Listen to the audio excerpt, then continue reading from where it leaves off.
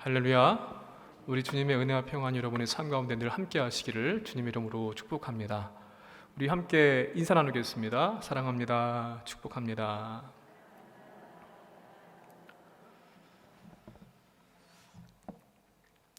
2차 대전 때 독일 나치 정권 하에서 1200여 명이나 되는 유대인들의 생명을 구출해낸 오스카 쉰들러라고 하는 사람이 있습니다. 우리나라에는 한국의 쉰들러라고 하는 이렇게 호칭을 받으신 분이 있으신데 현봉학 박사님이라는 분이십니다. 잘 많이 알려지지 않은 분일 수도 있겠는데요. 6.25 전쟁 때 흥남 철수작전에 보이지 않는 숨은 공신이 바로 이분이십니다. 이분을 통해서 이 흥남 철수작전 그 배를 통해서 목숨을 구원함을 받은 사람들이 한 9만 2천여 명 정도 된다고 그렇게 이야기를 해요. 이분의 동상이요, 서울역 건너편에 보게 되면 세브란스 빌딩이라는 곳이 있는데 그 빌딩 앞에 이분 동상이 있습니다. 이 동상이 만들어졌을 때 문재인 대통령이 했던 말이 기사에 났던 적이 있는데, 그 당시에 문재인 대통령의 부모님이 그 배를 타고 누나와 함께 넘어오게 됐답니다. 그래서 출생지나 생활했던 곳이 거제도가 될 수밖에 없었다고 하는 그런 이야기를 했던 적이 있는데, 아마 이분이 없었다고 한다면 그러면은 문재인 대통령은 태어나지 않았을지도 모르겠습니다. 이분은요, 목사의 아들로서 6.25 전쟁 당시에 세브란스 병원의 의사였습니다. 미국에서 유학을 했던 경험이 있었기 때문에 영어를 할 줄 알았는데, 기도하는 가운데 내가 이렇게 가만히 있으면 안 되겠다 싶어가지고 해병대 군의관으로 자원 입대를 해가지고 군의관 겸 통역관으로 그렇게 전선에서 근무를 했습니다. 흥남 철수 그 당시에 미국의 10군단 알몬드 소장이라는 사람한테 가서 설득을 했습니다. 이 피난민들을 구출해야 된다고. 특히나 공산주의를 반대했던 그리스도인들, 저들 남겨두게 되면 다 죽는다고 이렇게 간곡하게 설득을 해가지고 결국 이들 모두를 다 태우고 넘어오게 된 것입니다. 그래서 12월 23일 밤 12시까지 군목과 교회들을 통해서 흥남부두로 피난민들은 다 모여라 라고 이야기를 해서 거기에 모인 사람들이 그 배를 타고 넘어오게 된 것입니다. 이 일이 특히나 더 의미가 있는 것은요, 미군이 중공군의 참전 때문에 굴욕적인 참패를 당했고 도망치는 그러한 일이었습니다. 그것도 그러한 상황에서 군인이 아니라 민간인들을 구출하기 위해서 이 작전을 벌였다는 것이고요, 군인에게 있어서 전쟁에 있어서 가장 중요한 무기, 군 장비들 다 버리고 하루라도 한 명이라도 더 피난민을 태워서 왔던 그런 작전이었기 때문에 더 의미가 있는 일이었습니다. 자, 그럼에도 불구하고 이 현봉학 박사님은 평생을 더 구출하지 못한 그 피난민들 때문에, 또 이산가족 된 사람들 때문에 평생을 마음 아파하면서 그렇게 지냈다고 합니다. 이분이 바로 이제 한국의 쉰들러라고 부르는 그러한 사람입니다. 현봉학 박사님, 그분의 마음은요, 한 사람 한 사람을 너무나 사랑했던 그런 마음을 가지고 있었고, 우리 민족을 사랑하는 마음을 가지고 있었고요, 더 나아가서 예수 그리스도를 우리에게 보내주신 하나님의 긍휼의 마음을 갖고 있던 그런 분이 아니었나, 그런 생각을 한번 해봅니다. 이와 같은 마음을 가지고 있었던 모세라는 사람이 오늘 본문 말씀에 등장을 합니다. 모세가 시내산 위에서 하나님의 말씀 받고 있을 때 산 아래에서는 이스라엘 백성들이 금송아지를 신의 형상으로 만들어서 제사를 지내고 춤을 추고 음식을 나누면서 이러한 반역죄를 저질렀습니다. 우상 숭배라고 하는 것은 하나님께서 십계명 가운데서도 첫 번째로 금하신 내용이었고요, 게다가 하나님의 거룩하심, 그분의 하나님 되심 자체를 직접적으로 모독하는 그러한 행위였습니다. 그래서 하나님과 이스라엘 백성들 간에 맺어졌던 아주 그 끈끈한 특별한 언약 관계가 깨어질 위기가 지금 이 시간 이루어지게 된 것입니다. 이때 모세는요, 백성들을 위해서 간절하게 중보기도 했습니다. 그리고 레위 지파와 함께 우상 숭배했던, 회개하지 않았던 사람들을 다 진멸합니다. 그리고 나서 한 번 더 하나님께 나아가서 중보기도 합니다. 이들을 제발 용서해 달라고, 다시 한번 선민으로 삼아 주십사, 그렇게 기도했습니다.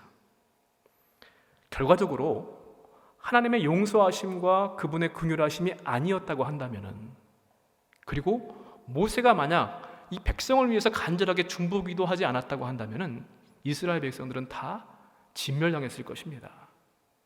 오늘 우리는 이 말씀을 통하여서 모세의 모습을 통해서 주시는 하나님의 믿음의 교훈을 깨닫게 되기를 간절히 원합니다. 먼저 우리는 오늘 말씀 가운데 우리 그리스도인들은 언제나 하나님 편에 서 있어야 한다는 믿음의 교훈을 받아야만 하겠습니다. 모세의 형 아론은요, 직접적으로 우상 숭배할 수 있는 그러한 빌미를 제공했던 사람이 아론이었습니다. 그럼에도 불구하고 정작 자신의 잘못을 회개한 것이 아니라 모든 잘못들을 다 저 백성들이 만들어 달라고 했다고, 저들이 금을 가져왔기 때문에 내가 만든 것뿐이라고 그렇게 책임을 전가해 버립니다. 회개하지 않고 백성들이 요청해서 어쩔 수 없이 내가 그 죄를 저질렀다라고 구차하게 변명을 했습니다. 여러분, 아론이 누굽니까? 출애굽 당시에는요, 모세를 대신해서 하나님의 말씀을 대언했던 대언자입니다. 그리고 지금은 대제사장으로서 백성들을 이끌어가야 할 지도자에 있는 그러한 위치에 있는 그런 사람이었습니다. 근데 결코 지도자다운 모습은 아닌 것입니다. 백성들도 마찬가지입니다. 시내산의 모세를 기다리지 못하고 그 사람 어떻게 됐는지 알 수 없으니까 우리를 이끌고 갈 신을 좀 만들어내라 라고 하면서 그동안 베풀어 주셨던 하나님의 은혜도 다 잊어버리고 말씀에 불순종하고 했던 그런 모습을 보이고 있습니다. 계명도 무시했고요. 그러나 모세는 그렇지 않았습니다. 우리 25절부터 28절까지의 말씀입니다. 다시 한번 말씀을 함께 읽어보도록 하겠습니다. 모세가 본즉 백성이 방자하니 이는 아론이 그들을 방자하게 하여 원수에게 조롱거리가 되게 하였음이라. 이에 모세가 진 문에 서서 이르되 누구든지 여호와의 편에 있는 자는 내게로 나아오라 하매 레위 자손이 다 모여 그에게로 가는지라. 모세가 그들에게 이르되 이스라엘의 하나님 여호와께서 이렇게 말씀하시기를 너희는 각각 허리에 칼을 차고 진 이문에서 저문까지 왕래하며 각 사람이 그 형제를, 각 사람이 자기의 친구를, 각 사람이 자기의 이웃을 죽이라 하셨느니라.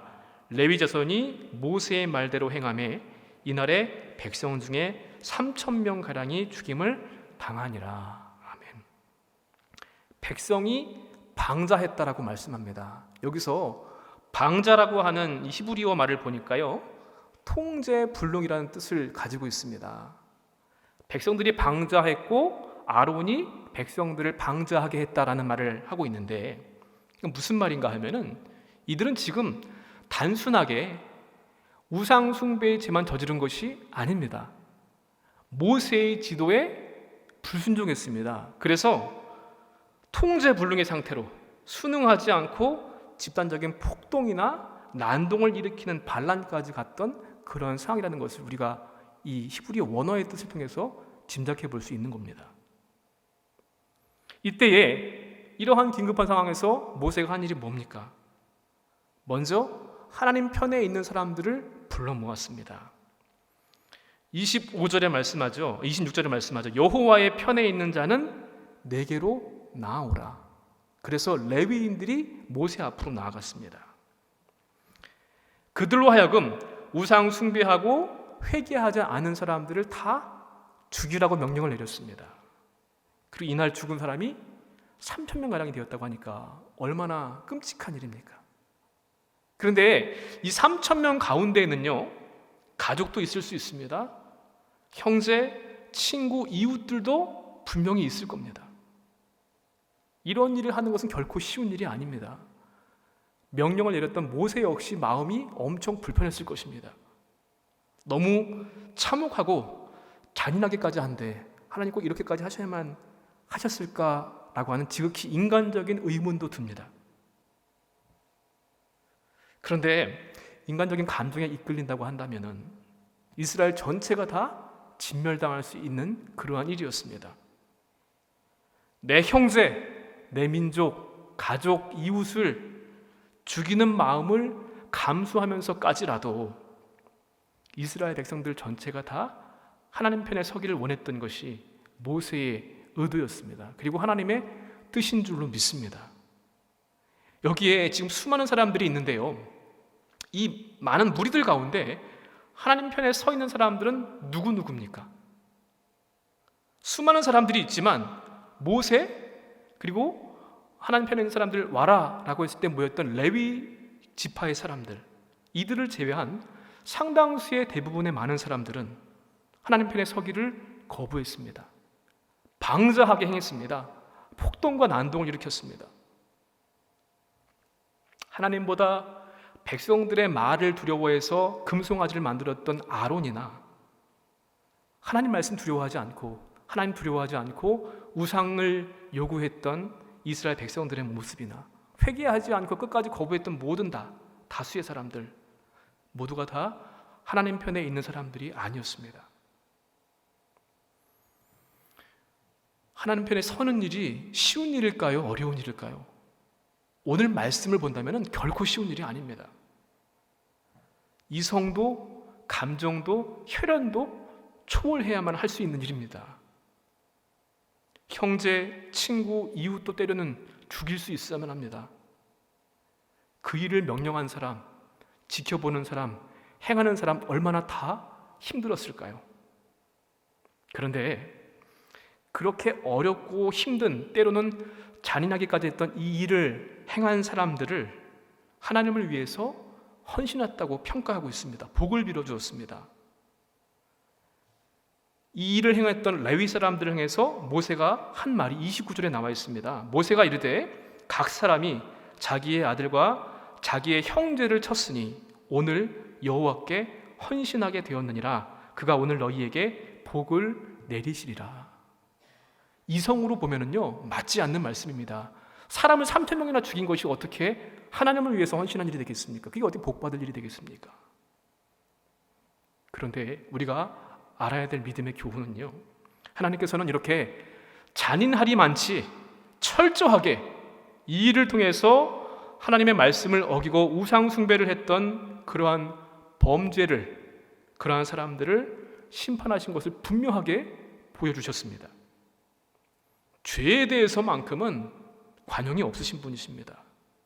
하나님의 공의의 성품을 알 수 있는 부분인데, 심지어 독생자 예수 그리스도를 대신 죽게 해서라도 공의를 세우시고 죄를 해결하시는 분이 우리 하나님이신 겁니다. 우리는 기도할 때 보통 하나님께서 내 편에 서주시기를 많이 기도합니다. 그런데 거꾸로요, 하나님은 언제나 우리 편이시기 때문에 그건 기도할 필요가 없습니다.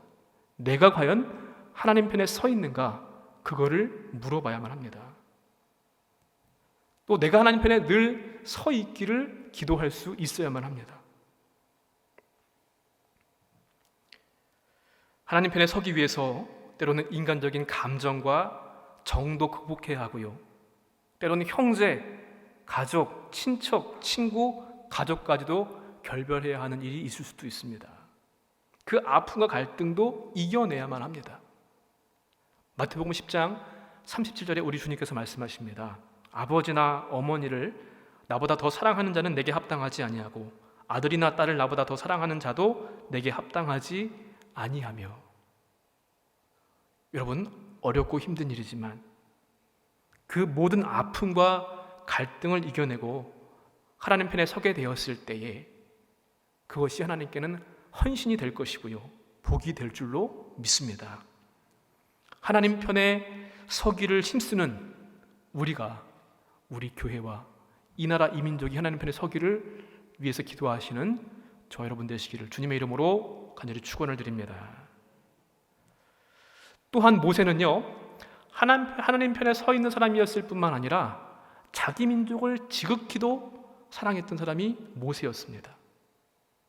그래서 백성들을 위해서 하나님께 간절하게 중보하며 기도합니다. 31절, 32절의 말씀입니다. 우리 함께 또 읽어보겠습니다. 모세가 여호와께로 다시 나아가 여짜오되 슬프도소이다. 이 백성이 자기를 위하여 금신을 만들어 싸우니 큰 죄를 범하였나이다. 그러나 이제 그들의 죄를 사하시옵소서. 그렇지 아니하시오면 원하건대 주께서 기록하신 책에서 내 이름을 지워버려 주옵소서. 아멘. 모세가 시내산에 있을 때에 이러한 반란, 방종, 방자했던 소식을 하나님께로부터 듣게 되었습니다. 7절 말씀하시는데요, 내 백성이 끔찍한 죄를 짓고 있다. 그러면서 10절에 말씀하시기를 그들을 멸망시키겠다. 하지만 너만은 살려두어 큰 민족을 만들어주겠다. 하나님께서 모세한테 하신 말씀입니다. 이 소식을 듣자마자 가장 먼저 한 일이 뭡니까?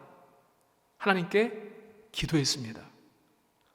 하나님, 이집트에서 그렇게 어렵게 이 백성들을 구원하셔서 여기까지 인도하신 다음에 이 백성들을 다 죽여버리시면 그들이 뭐라고 보겠습니까?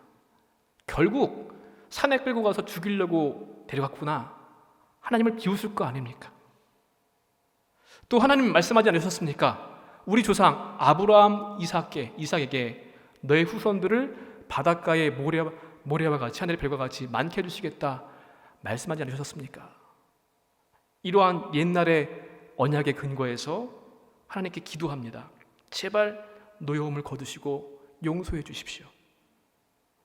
자, 그리고 나서 회개를 거부한 사람들을 처단한 다음에요, 또다시 하나님께 나아가서 기도합니다. 그것이 이제 31절 이하의 내용인데요, 슬프도소이다. 마치 모세 자신이 죄를 지은 것처럼 그렇게 하나님께 이스라엘 백성들이 죄를 지은 것을 시인하면서 용서해달라고 간구합니다. 심지어 만약에 용서하지 않으시겠다고 한다면 차라리 내 이름을 하나님 생명책에서 지워버려 주십시오. 어떻게 보게 되면 반협박처럼 그렇게 하나님께 기도하고 있는 모세의 모습을 우리가 볼 수 있습니다. 앞에서 하나님께서 말씀하셨죠. 이스라엘 백성들 다 진멸하고 내가 모세 너를 통하여서 새로운 민족을, 국가를 만들겠다, 이런 말씀을 주셨습니다. 백성들이 멸망당하는 것은 참 마음 아프고 슬픈 일이지만 그것은 그들이 행한 죄에 따르는 그런 결과물일 뿐이고, 그래도 다행스럽게 나는 용서하시고 나를 통해서 민족을 새로 만드시겠다고 하니까 얼마나 감사한 일입니까? 그런 마음 갖지 않고요, 모세는 자기 자신 역시도 하나님의 백성, 그 공동체에 있는 한 사람의 일원으로서 그들의 죄에서 자기 역시 자유롭다고 생각하지 않았습니다. 그들의 죄가 곧 나의 죄다. 그래서 슬프도소이다. 내가 언약을 지켰어야 하는데 죄를 짓고 말씀을 불순종했던 나 역시도 죄인입니다. 하나님 용서해 주십시오. 심지어 내 영원한 생명을 재버리신다고 할지라도 이들을 살려주십시오 라고 간절하게 기도했다는 것입니다. 내 민족이 지은 죄가 그만큼 엄청나게 큰 죄이기 때문이고, 그래서 자기 이름까지 생명까지 걸었던 것입니다. 여러분, 모세라는 사람이 얼마나 민족을 사랑한 사람이었는가 하는 것을, 또 하나님의 긍휼의 마음을 가졌는가 하는 것을 알 수 있는 그런 대목입니다. 꼭 예수님의 모습과 비슷하죠. 당신의 생명을 걸고 피 한 방울까지 십자가에서 다 내주셨던 우리를 사랑하신 그 하나님, 자신의 생명을 걸고 민족을 위해서 기도하는 모세의 모습과 비슷합니다. 모세는 하나님과 이스라엘 백성들 사이에 이러한 깨어버린 언약관계, 또 죄에 대한 용서를 구하면서 회복되기를 위해서 생명을 걸고 기도합니다. 결과적으로는 하나님께서 모세의 기도를 들으셨고 용서하여 주셨습니다. 그래서 지금까지 했던 것처럼 이 백성들을 이끌고 가나안 땅으로 인도해 가라. 그리고 플러스 하나가 더 있습니다. 하나님의 임재와 보호를 상징하는 하나님의 사자가 그들과 함께 갈 것이라는 약속의 말씀도 34절 말씀 보니까 주신 것을 보게 됩니다.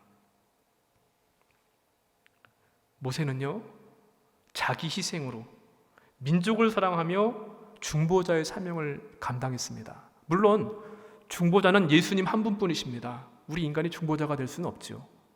정확한 표현을 한다면 중보적 사명을 감당했다고 볼 수 있을 겁니다. 하나님의 은혜를 입은 우리 역시 모세와 같이 중보적 사명을 감당해야 될 줄로 믿습니다. 6월을 맞아서 우리가 엊그저께 현충일도 보내게 되었는데요. 나라와 민족, 또 이 국가, 나라 사랑에 대한 것들을 많이 생각해 보게 되고, 또 실제로 나라 사랑을 위해서 목숨을 바치신 분들의 그런 수고와 헌신을 우리가 기억하는 그런 때를 살고 있습니다. 하나님 나라에는 국적은 없습니다. 그렇지만 우리 그리스도인에게는 국적이 있습니다. 우리를 다른 나라가 아니라 이 대한민국 땅에 그리스도로 살게 하신 것은 하나님의 특별한 뜻과 섭리가 있는 줄로 믿습니다.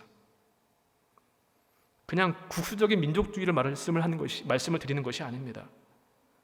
편협한 민족주의를 초월한 하나님주의로서요, 우리는 그리스도인이자 대한민국 국민이기 때문에 천국 백성으로서의 의무와 책임도 다해야 하지만 그 마음을 가지고 동시에 대한민국, 이 나라, 이 민족을 위해서도 책임과 의무를 다해야만 하는 것입니다. 예전에요, 성지 촬영 때문에 바울의 생가가 있는 다소를 방문했던 적이 있습니다. 지금은 터키의 타르수스라고 하는 그러한 곳인데요. 제가 그때 놀란 것이 하나 있습니다. 뭔가 하면은 이곳이 바울이 생가라고 그렇게 알려져 있어가지고 이곳까지 우리가 오게 된 겁니다. 그래서 바울이 살았던 곳이 이곳이구나. 그 사람의 흔적, 또 그 사람의 숨결을 느낄 수 있으면 얼마나 좋을까. 그러면서 이런저런 곳을 이제 둘러보게 되었는데, 근데 저를 안내해 주셨던 그 선교사님께 물어봤는데요, 너무 동네가 조용한 거예요. 사람들 별로 그렇게 다니질 않고. 그래서 이제 물어봤더니만 동네 사람들은 여기가 어떤 곳인지를 모른대요. 누구 집인지도 관심도 없고, 뭐 대부분 찾아온 사람들은 크리스천들이겠죠. 근데 그들이 오니까 그냥 입장료 받고 마을에 도움이 되니까 그 정도일 뿐 누구인지도 왜 오는지도 관심도 없다는 것입니다. 참 놀랐거든요. 아무리 무슬림 국가라고 하지만. 근데 여러분, 터키라고 하는 나라가 어떠한 지역입니까? 과거에 사도 바울이 목숨 걸고 주의 복음을 증거했던 그런 곳이 터키입니다. 소아시아에 7교회가 있는 곳이 그곳이고요. 그때 제가 느낀 것이 뭔가 하면은 내 개인의 믿음이 아무리 좋아도요, 내가 속한 이 나라, 이 땅이 복음을 거부하면 소용이 없구나. 아무리 내가 믿음이 좋아도요, 내 나라가 무슬림 국가라고 한다면은 그 믿음을 유지하는 것조차 쉽지가 않습니다. 얼마나 박해가 있고 힘들겠어요. 그래서 개인도 중요하지만 국가와 민족도 하나님 뜻대로 사는 것, 복음화되는 것이 얼마나 중요한가 하는 것을 느끼면서 나라와 민족을 위해서 기도하는 것이 왜 중요한가 하는 것을 그때 많이 생각했던 그런 기억이 있습니다. 우리는 하나님께서 우리 민족과 우리나라를 사랑하신다는 것을 우리는 알아야만 합니다. 역사를 보면 하나님께서 사랑하시는 이 나라, 이 민족, 그 모습을 우리가 잘 알 수 있죠. 일제, 치하, 6.25 어렵고 힘든 그런 모든 것들을 하나님의 은혜 가운데 잘 이겨오게 하시고 지금 선교사를 많이 파송하는 국가로 또 잘 사는 나라가 되게 하셨는데, 그런데 안타깝게도요, 제 어렸을 때도 많이 보았고 들었던 기억이 있는데 구국기도원, 구국기도회 이런 거 다 지금 많이 없어졌잖아요. 보기도 힘든 그런 시대가 되어버렸는데요. 고난과 환난 중에서도 지금까지 이 나라가 있는 것은 정치, 경제, 문화에서 힘 있는 나라가 될 수 있었던 것은 하나님의 특별하신 은혜와 사랑 때문입니다. 그리고 우리보다 먼저 피땀 흘리면서 나라와 민족을 위해서 기도하셨던 믿음의 선배들의 그 수고가 있었기 때문에 가능한 일인 것을 우리는 부인할 수 없습니다. 우리 민족의 이 나라의 흥망성쇠도 하나님의 뜻과 섭리 가운데 있습니다. 분단된 이 민족이 평화적으로 무엇보다 그리스도의 사랑과 복음으로 통일을 이룰 수 있도록, 이 민족 가운데, 이 나라 가운데 하나님의 뜻이 이루어질 수 있도록 기도해야 될 줄로 믿습니다. 이 나라 국민들이, 먼저 믿는 저와 여러분, 우리 성도들이 하나님을 두려워하며 하나님 말씀에 순종하여서 언제나 하나님 편에 설 수 있는 성도와 백성과 이 나라가 될 수 있도록 기도해야만 할 것입니다. 모세는 자기 이름이 생명책에서 지워질지라도 하나님의 백성을 위해서 기도했습니다. 먼저 믿는 우리 그리스도인들이 무릎으로 하는 애구, 그것이 우리가 할 수 있는 기도, 나라 사랑, 그 모습이라 믿습니다. 이 나라의 아픔도, 이 민족의 아픔도 나의 아픔으로 느끼면서 슬프도소이다 라고 기도했던 모세의 기도가 우리의 기도가 되어야 하고요, 내 이름이 사라질지라도, 내가 희생해서라도 이 나라 이 민족이 하나님 앞에 바로 설 수 있도록 수고하고 헌신할 수 있는 작은 모양새라도 우리는 실천해야 될 줄로 믿습니다. 하나님을 사랑하고 이 나라 이 민족을 사랑하는 우리 춘천중앙교회와 우리 모든 믿음의 식구들이 되시기를 주님의 이름으로 축원합니다. 마지막으로 우리가 생각할 것은요, 은혜 받은 자답게 모세는 생활했고 살아왔다는 것입니다. 여러분, 이스라엘 백성들은 다른 민족보다 특권을 가졌습니다. 어떠한 특권들이 있습니까? 먼저 하나님께 선민으로 선택받은 특권이 있습니다. 그리고 십계명으로 대표되는 하나님의 말씀을 받은 민족이 이스라엘 백성들입니다. 그리고 하나님을 예배하는 민족이 되었습니다. 이게 하나님이 주신 특권입니다. 그런데 그러한 특권을 받을 만한 공로나 행위가 그들에게는 전혀 없습니다. 전적으로 하나님의 은혜와 사랑 때문에 그러한 특권을 누리게 된 것입니다. 저와 여러분은 어떻습니까? 마찬가지입니다. 우리가 하나님을 믿고 알게 된 것, 내 의지가 아닙니다. 하나님이 믿게 하셨기 때문에 믿는 것이고요, 하나님이 알려주셨기 때문에 우리가 하나님을 알 수 있는 것입니다. 지금 어려운 때에도 예배할 수 있는 것, 하나님의 주신 특권의 증거들입니다. 아무리 그렇게 복음을 전해도요, 말씀을 전해도 그게 믿어지지가 않아서, 알기를 싫어해서 불신자로 사는 사람들이 얼마나 많이 있습니까? 구원받아서 하나님의 자녀가 되었다는 것도 하나님의 은혜 때문이고, 내가 그것을 위해서 한 일은 아무것도 없는데 구원의 역사는 전적으로 하나님의 은혜와 특권을 주신 그분의 사랑입니다. 이처럼 내가 그러한 특권과 은혜를 받았다고 한다면요, 그것을 깨달았다고 한다면 달라져야만 합니다. 내 자신에 대한 생각도 달라야만 하고요, 다른 사람을 향한, 우리 공동체, 이 나라 이민족, 세계 열방을 향한 그 마음과 사랑도 달라져야만 합니다. 심지어 하나님을 향한 태도까지도 바뀌어져야만 합니다. 사도 바울은 로마서 9장 3절에 말씀합니다. 나는 내 동포, 내 동족들을 위해서라면 나 자신이 저주를 받아 그리스도로부터 끊어져도 좋다는 각오가 되어 있습니다. 모세와도 비슷한 그런 고백이죠. 많은 유대인들이 내 동족 가운데 하나님은 알고 있지만 예수님을 하나님의 아들로, 메시아로 믿지 못하는 그들을 볼 때마다 너무너무나 가슴이 아팠습니다. 내가 비록 이방인의 사도로서 이방의 복음을 전하고 있지만 먼저 원했던 것은 내 민족이 구원받기를 원했던 것이 바울의 마음이었습니다. 그래서 내가 저주를 받을지라도 내 나라, 내 민족이 구원받으면 얼마나 좋을까, 그것을 고백한 것입니다. 34절입니다. 이제 가서 내가 네게 말한 곳으로 백성을 인도하라. 내 사자가 내 앞서 가리라. 그러나 내가 보응할 날에는 그들의 죄를 보응하리라. 하나님께서 모세의 기도를 들으시고 주신 말씀인데요, 모세에게 계속해서 가나안 땅으로 이 백성들을 인도하라고 말씀하셨습니다. 그리고 하나님의 사절을 보내셔서 함께 할 수 있도록 그렇게 해주시겠다는 말씀인데, 이 말씀인 즉슨 지금까지의 우상숭배, 불순종의 죄들 다 용서하시겠다고 하는 하나님의 말씀입니다.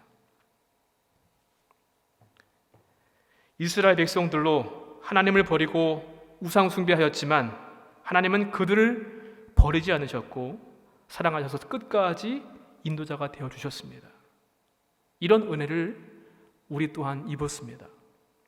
그러면서 경고의 말씀도 덧붙이십니다. 그러나 내가 보응할 날에는 그들의 죄를 보응하리라. 여기서 보응하다라고 하는 히브리어 말을 그 뜻을 보게 되면요, 찾아온다, 방문한다라는 뜻을 가지고 있습니다. 그러니까 하나님께서 그러나 내가 너희들을 찾아갈 것인데 그 찾아가는 목적이 돌보심을 위해서인지 아니면 심판을 위해서인지 그들의 태도에 따라 달려있다는 말씀을 주신 겁니다. 저는 이 말씀 보면서요, 이러한 하나님의 음성으로 그게 느껴지더라고요. 너희들 벌 주기 싫다. 제발 부탁이니까 다시 범죄하지 말고 말씀에 순종하고 바른 길로 좀 가라. 그 말씀이 내가 보응할 날에는 그들의 죄를 보응하리라 라는 말씀으로 들려지더라고요. 마지막 35절로 마무리를 짓습니다. 여호와께서 백성을 치시니 이는 그들이 아론이 만든 바 그 송아지를 만들었음이더라. 이 모든 일, 이스라엘 백성들이 거저받은 은혜에도 불구하고 은혜를 받은 자답게 살지 못해서 금송아지를 숭배하고 또 회개하지 않고 하나님께서 그거에 따라서 진노하시고 그들을 치셔서 3,000명이 목숨을 잃고 이러한 모든 일들, 그리고 모세가 영원한 생명을 걸고 중보의 기도를 한 것들 다 같은 이유 때문입니다. 그게 뭡니까? 은혜 받은 자답게 살지 못했기 때문이고 그렇게 살기 위해서 기도했던 겁니다. 은혜 받고 구원받은 그리스도인들은요, 은혜 받은 자답게 살아야만 합니다. 언제나 우리가 하나님의 편에 설 수 있도록 말씀으로 내 자신과 내가 속한 공동체가 거룩함을 잃지 않도록 힘써야만 합니다. 그리고 하나님을 사랑하고 하나님의 사랑이 그 사랑으로 내 민족, 내 나라, 내 공동체를 사랑하고 그들을 위해서 기도해야 할 줄로 믿습니다. 여러분, 거저받은 은혜를 잊지 말고 이스라엘 백성들의 실패를 교훈 삼고요, 또 내 이름이 지워지더라도 그들을 위해서 기도했던 하나님의 긍휼의 마음을 가졌던 모세처럼 이 나라 이민족이 거룩한 국민과 백성이 될 수 있도록 기도하고 그렇게 힘써 살기를 다짐하는 우리 모두가 되시기를 주님의 이름으로 간절히 축원을 드립니다.